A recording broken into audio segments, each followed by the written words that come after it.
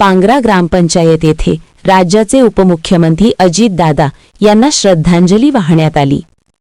Chhava Maharashtra news. Maharashtra राज्याचे उपमुख्यमंत्री तथा राष्ट्रवादी काँग्रेस पार्टीचे राष्ट्रीय अध्यक्ष माननीय नामदार श्री अजितदादा पवार यांच्या प्रतिमेस पुष्पहार अर्पण करून पांगरा ग्रामपंचायत येथे श्रद्धांजली अर्पण केली।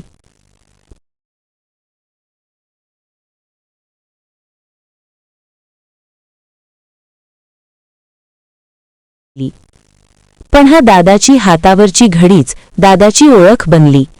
यावेळी पांगरा ग्रामपंचायतचे सरपंच सखाराम सूर्यवंशी, चेअरमन दयानंद पाटील, सुशील पाटील, बाळा कोठेवाड, रामेश्वर पांगरेकर, बळी लुंजे, योगेश पाटील, शुभम ठाकूर, शुभम स्वामी, राजू काउंसाळे, जयवंत घोरबंड, शिवदास टेकाळे, गणेश गजेनवाड, अंकुश पाडदे, अरुण घोरबंड, व्यंकटेश पेटकर आदी गावातील नागरिक उपस्थित होते।